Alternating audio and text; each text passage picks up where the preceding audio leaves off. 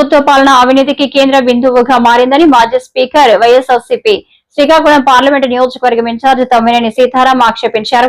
గురువారం ఆమదల వలసలోని తన నివాసంలో మీడియా సమావేశం నిర్వహించారు. ఈ సందర్భంగా తమ్మినేని మాట్లాడుతూ 24 ఎన్నికలకు ముందు 66.34 లక్షల పింఛన్లు,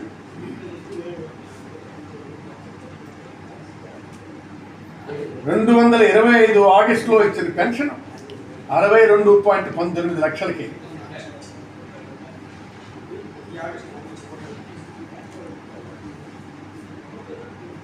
అంటే ఏడాదిలో సుమారు 4.50 లక్షల పెన్షన్లు తొలగించారు. Note it down. 4.50 లక్షల పెన్షన్లు తొలగించారు. ప్రతి జిల్లాలో వేల మంది పెన్షన్లు తొలగించడానికి నోటీసులు ఇవ్వడం జరిగింది.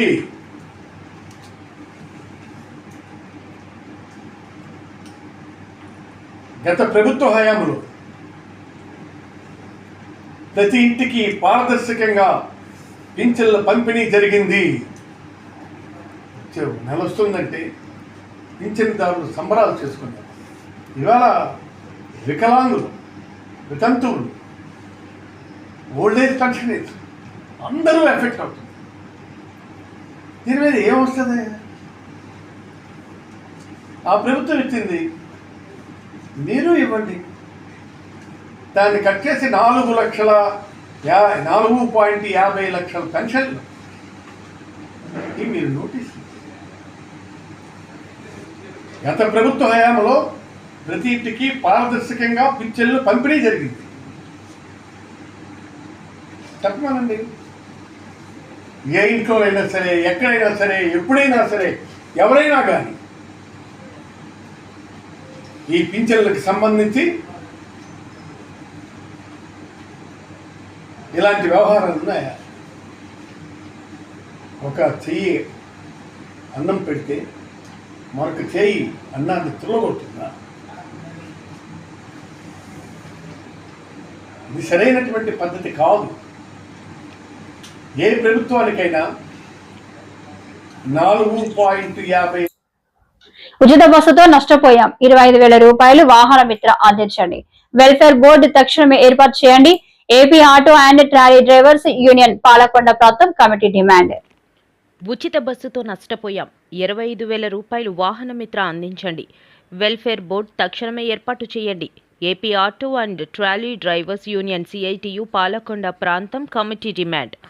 స్త్రీ శక్తి పథకం, మహిళలకు బస్సులో ఉచిత ప్రయాణంతో నష్టపోతున్న ఆటో డ్రైవర్లకు ప్రభుత్వం తక్షణమే వాహనమిత్ర క్రింద 25,000 రూపాయల ఆర్థిక సహాయం అందించి ఆదుకోవాలని ప్రభుత్వాన్ని AP auto trolley drivers union CITU demand చేసింది. శ్రీ కోటదుర్గ సెంటర్ నుండి మెయిన్ రోడ్ మీదుగా ఆర్డీఓ ఆఫీస్ వరకు భారీ ర్యాలీ, కార్యాలయం, ఆటో డ్రైవర్లు ఆందోళనకు దిగారు. సిఐ గారు జోక్యంతో సభ కలెక్టర్కు సమస్యలతో కూడిన వినతి పత్రం సిఐటియు ఆధ్వర్యంలో అందజేశారు. సొంత పెట్టుబడితో ఒక పక్క ఫైనాన్స్ కిస్తీలు, మరోవైపు ఆర్డీఓ ఆఫీసులో పన్నులు చెల్లిస్తూ జీవనం సాగిస్తున్న ఆటో డ్రైవర్ల కుటుంబాలను ఆదుకోవాల్సిన బాధ్యత ప్రభుత్వంపై ఉంది అని అన్నారు. రాష్ట్ర ప్రభుత్వం ఈ నెలాఖరులోగా ఆటో కార్మిక సమస్యలపై పరిష్కారానికి ప్రకటించకపోతే ఆందోళన తీవ్రతరం చేస్తామని హెచ్చరించారు. కాదారాము అధ్యక్షతన జరిగిన ఆటో ర్యాలీ క్యాబ్ డ్రైవర్ల యూనియన్ ప్రతినిధులు P Shekhar, P Mahesh, D Durgarao, K Srinu, Mahesh, B Prasad, N Rambabu, P Saikumar, P Gowriswararao, P Ramarao, Shankarrao, Vaddadi Bhogi Raju, K Erakarao, S Sanyasi Naidu, S Nagaraju, S Kameswararao, N Sudarshan Rao, Eshwarrao, K Srinu, Ramarao, Sai, Koti, Suresh తదితరులు పాల్గొన్నారు.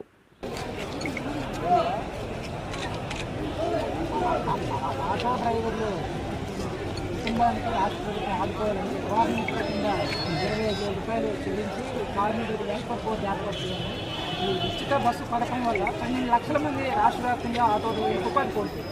ఆ ఉపాధి కోల్పోయిన ఆటో డ్రైవర్లకు కూడా వెల్ఫేర్ బోర్డు ఏర్పాటు చేసి పెట్రోల్, డీజిల్ ధరలు తగ్గించాలని యూనియన్ రైల్వే ఈ ప్రాంతం ఆటో డ్రైవర్ తరఫున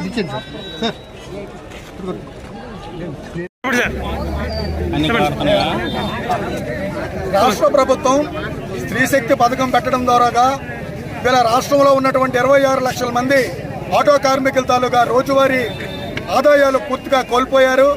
చాలా ఇబ్బందులు పాలవుతున్నారు. ఇప్పటికే కుటుంబాలకి రోజువారీ తిండి పెట్టుకోవడం కూడా కష్టమైనటువంటి పరిస్థితి ఏర్పడింది. వీళ్ళ రాష్ట్ర ప్రభుత్వం స్త్రీశక్తి పథకం పెట్టడం మాకు అభ్యంతరం లేదు. కానీ తద్వారాగా కోల్పోయినటువంటి ఆదాయాలు కోల్పోయిన వర్గాలు ఏవైతే ఉన్నాయో వాళ్ళకి ఇమీడియట్గా సంక్షేమ పథకం ద్వారా తీసుకోవాలి. ప్రతి ఆటో కార్మికులకి 25,000 రూపాయలు ఆదాయం వచ్చేటట్టుగా తీసుకోవాలి. వాళ్ళకి రోడ్ ట్యాక్స్ కానీ మిగతావన్నీ కూడా తగ్గింపు చేయాలి. అదేవిధంగా ప్రత్యేకంగా ఆటో కార్మికులకి ప్రమాద బీమాని ప్రభుత్వమే ఒక సర్వే టీం వేసి గుర్తించి వాళ్ళకి కార్డులు ఇచ్చి వాళ్ళ కుటుంబాలకి భవిష్యత్తులో కూడా ప్రమాద బీమా నుండి ఆరోగ్య బీమా నుండి ఆదుకోవాలని చెప్పేసి ఈ సందర్భంగా సిఐటిగా డిమాండ్ చేస్తున్నాం. ఈ డిమాండ్ని కానీ ప్రభుత్వం వారం 10 రోజుల్లో కానీ పరిష్కారం చేయకపోతే భవిష్యత్తులో పెద్ద ఎత్తున ఆందోళనకి సిద్ధమవుతాం. దానికి ప్రభుత్వమే పూర్తిగా బాధ్యత వహించాలని చెప్పేసి సిఐటిగా డిమాండ్ చేస్తాం. చంద్రబాబు ప్రభుత్వం విశాఖ ఉక్కు ప్రైవేటీకరణపై ఎమ్మెల్సీ బొత్స సత్యనారాయణ ఆగ్రహం వ్యక్తం చేశారు. విశాఖ ఉక్కును కాపాడేలా కలిసి వచ్చే పార్టీతో కలిసి పోరాటం చేస్తామని పిలుపునిచ్చారు. ఈ మేరకు గురువారం బొత్స సత్యనారాయణ మీడియాతో మాట్లాడారు. ఉమ్మడి తూర్పుగోదావరి జిల్లాలో చూసుకుంటే ఇంతకుముందు వచ్చిన రైతు భరోసా సంఖ్య కంటే ఇప్పుడు సుమారు 70-80 వేల మందికి ఇంకా రాలే. ఇది వాస్తవం. లెక్కలు వాళ్ళే చూసుకోమనండి. ఇదేం ఫ్యాబ్రికేట్ కాదు, ఎవరి మీద నిందమొప్పుతూ చెప్తున్న మాటలు కాదు.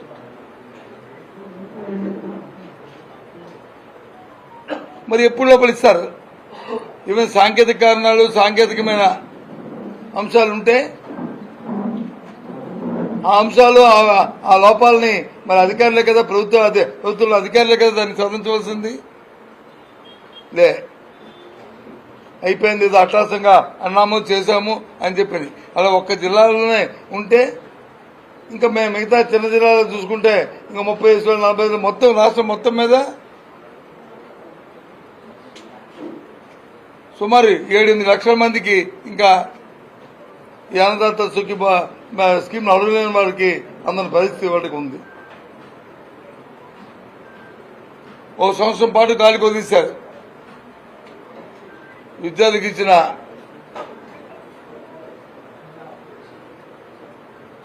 అప్పుడు అమ్మఒడి ఇచ్చేవాళ్ళం. తర్వాత దానికి ఏం పేరు పెట్టారు మహారాజా? తల్లికి వందనం. అట్టహాసంగా చెప్పారు. ఇవాళకి కూడా నేను డిమాండ్ చేస్తున్నాను, ఇంకా 7-8 లక్షల మంది పిల్లలకు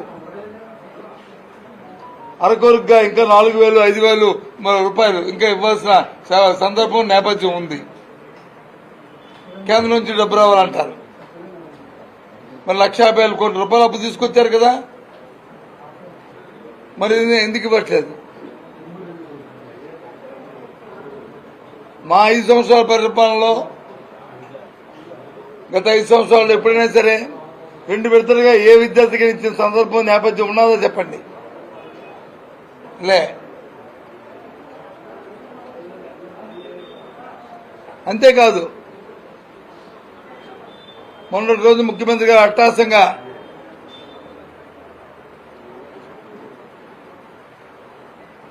వీడియో పెన్షన్ ఇచ్చారు.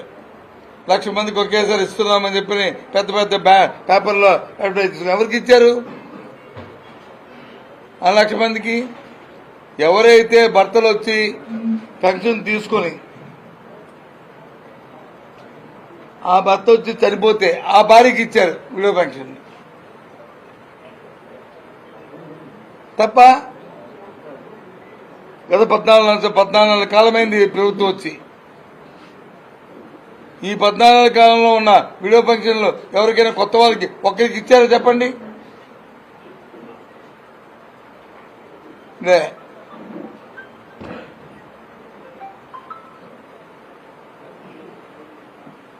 పేదవాడి తాలూకా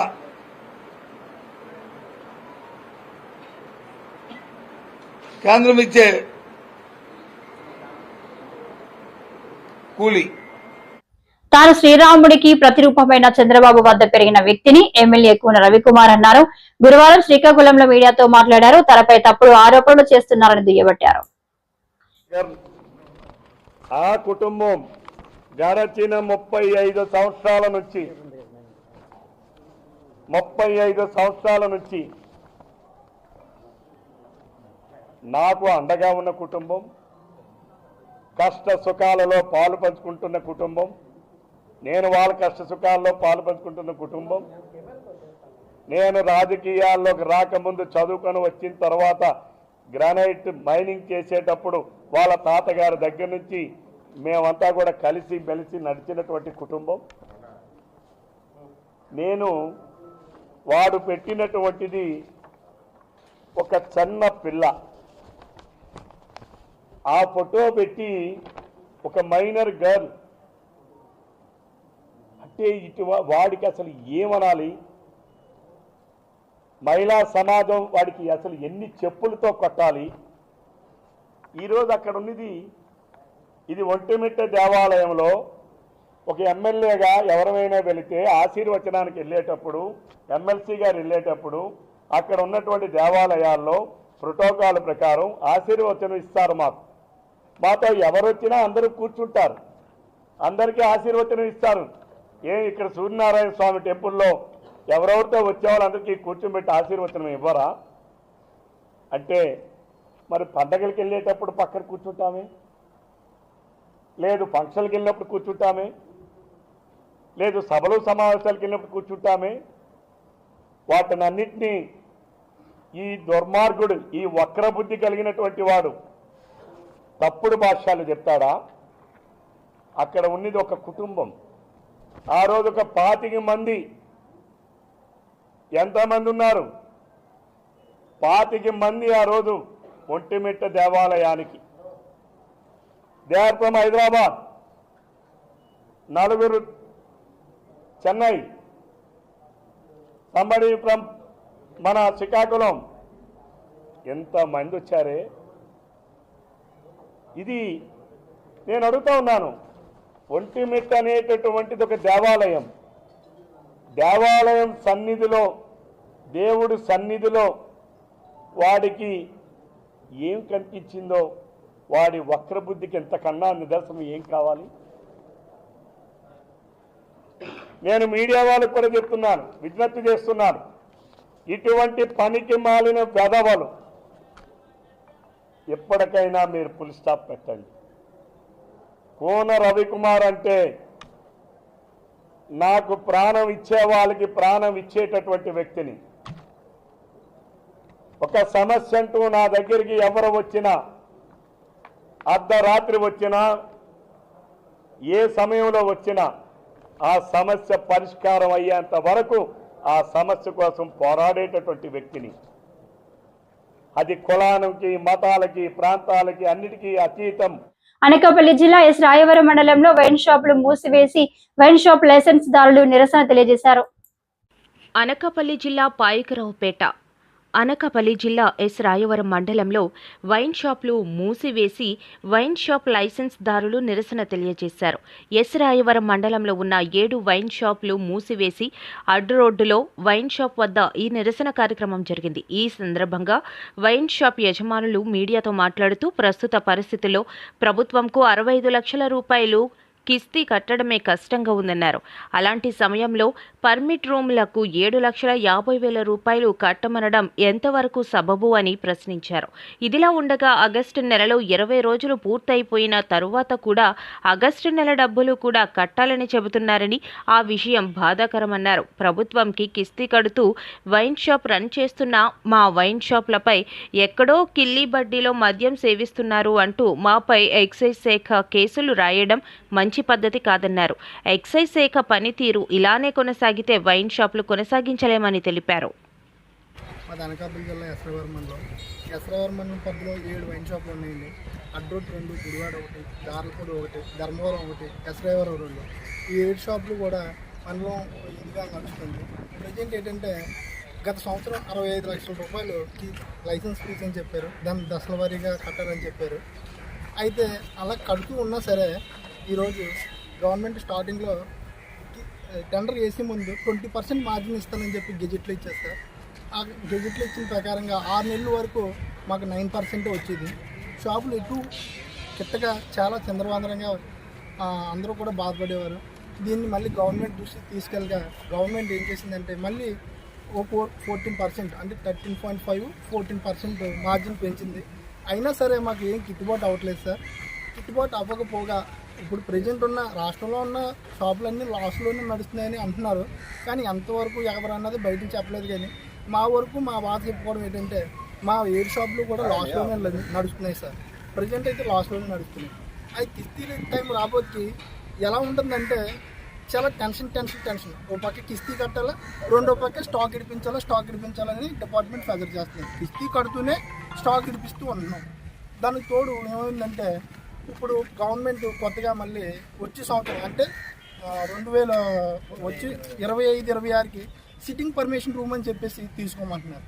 అది ఫస్ట్ ఏంటంటే మాకు చెప్పలేదు, గెజిట్లో లేదు. షాపులు వేసి ముందు గెజిట్లో ఉందో లేదో నాకు తెలియదు, కానీ మాకైతే ఇంటిమేషన్ లేదు. సిట్టింగ్ పర్మిషన్ రూమ్ తీసుకోవాలా మీరు అన్నది లేదు. కానీ ఆ రోజు మాకు లైసెన్స్ ఏ విధంగా ఇచ్చారంటే రిమ్స్ అధికారులు వెంటనే స్పందించి సెక్యూరిటీ సిబ్బంది 2 నెలల బకాయిల వేతనాలు వెంటనే చెల్లించాలని సిఐటియు జిల్లా ప్రధాన కార్యదర్శి తేజేశ్వరరావు, టౌన్ కన్వీనర్ ప్రకాష్ రావు డిమాండ్ చేశారు. గురువారం రిమ్స్ హాస్పిటల్ సెక్యూరిటీ కార్మికుల 2 నెలల బకాయి వేతనాలు వెంటనే చెల్లించాలని ధర్నా చేపట్టారు. పేరు వచ్చేసరికి కేఆర్ రాజేశ్వరి. నేను రిమ్స్ హాస్పిటల్లో సెక్యూరిటీ గార్డ్గా చేస్తున్నాను. మాకు కొత్త కాంట్రాక్ట్ కార్తికేయ అనేసి కొత్త కాంట్రాక్ట్ వచ్చింది. మాకు 2 నెలలుగా జీతాలు కూడా వేయడం లేదు. మాకు పిల్లలకి ఫీజులు కట్టుకునే అవకాశం కూడా లేకుండా చేస్తున్నారు. కనీసం పక్కింటికి కూడా వెళ్ళి అడుక్కునే బతుకు కూడా మాకు తెస్తున్నారు. ఇక్కడ మేము ఎందుకు వచ్చాం? మాకు ఆ కడుపు కోతే కదా మేము ఇక్కడికి వచ్చాం. అందరికి కూడా ధన్యవాదాలు తెలియజేస్తూ మాకు ఈ జీతాలు ఇవ్వాల్సిందిగా కోరుచున్నాం. అందరికీ నమస్కారం. నేను ఒంటరి మహిళను. నాకు భర్త లేరు. నేను ఇక్కడ జాయిన్ అయ్యాను, కానీ అక్కడ నేను జాయిన్ కండి జీతాలు లేవు. మాకు జీతాలు లేవు. దూర బారి నుండి మేము వస్తున్నాం. మేము ఛార్జీలు కూడా కష్టమైపోతుంది రావడానికి. ఛార్జీ మీకు జీతాలు వేస్తారని నేను కోరుకుంటున్నాను. మరి ఈరోజు మనం కాంట్రాక్టర్తో ఏదైతే ఒప్పందం చేసుకోవాలనుకుంటున్నామో, కానీ ఇంతవరకు మనకు వచ్చినటువంటి కొత్త కార్తికేయ అనేటువంటి ఏజెన్సీ మనతో ఏ రకమైనటువంటి సంప్రదింపులు అనేవి జరుపుకోవట్లేదు. అటు మరి వాళ్ళకి ఏ రకమైనటువంటి కొమ్ము కాస్తున్నారు అధికారులు, అది మనకు అర్థం కావట్లేదు. ఏది ఏమైనా సరే బకాయి ఉన్నటువంటి జీతాలు వెంటనే చెల్లించాలి.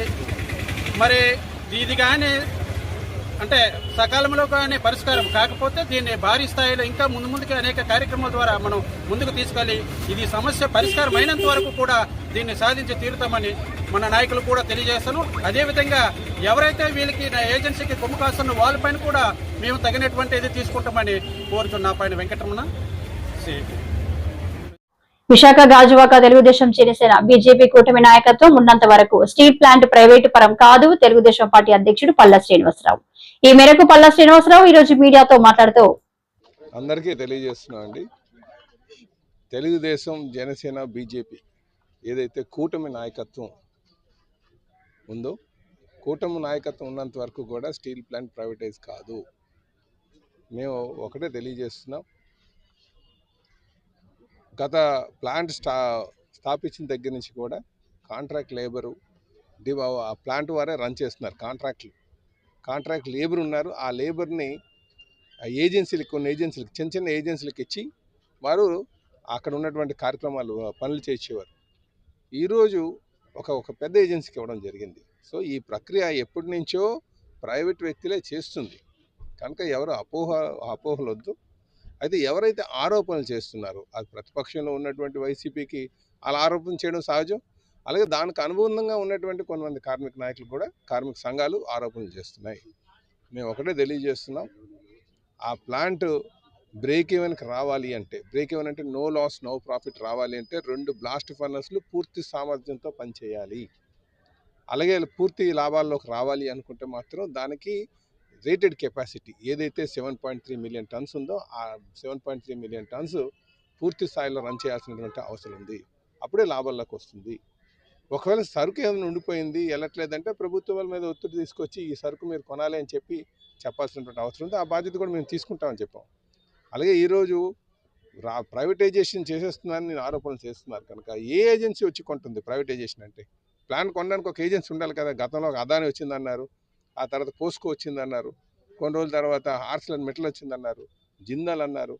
ఏదైనా అలాంటి ఏజెన్సీ వచ్చి ప్లాన్ కొనడానికి ముందుకు వచ్చిందా? అలాగే ఏం లేదు కదా, కనుక లేని పని అపోహలు సృష్టించద్దు. కార్మిక నాయకులు కావచ్చు, యాజమాన్యం కావచ్చు, బాధ్యతగా ఉండండి. అలాగే ప్లాంట్ లాస్ట్లో నడుస్తుందని తెలిసినప్పటికీ కూడా 2023-24 సంవత్సరాల్లో సుమారు 3,000 మంది కార్మిక నాయకులకి ఎవరైతే కాంట్రాక్ట్ లేబర్ ఉన్నారో వాళ్ళకి 3 లక్షల నుంచి 8 లక్షల రూపాయలు అమ్మారని కూడా అంటున్నారు. దీని మీద కూడా ఇలాంటి పనులు చేయడం కాదు.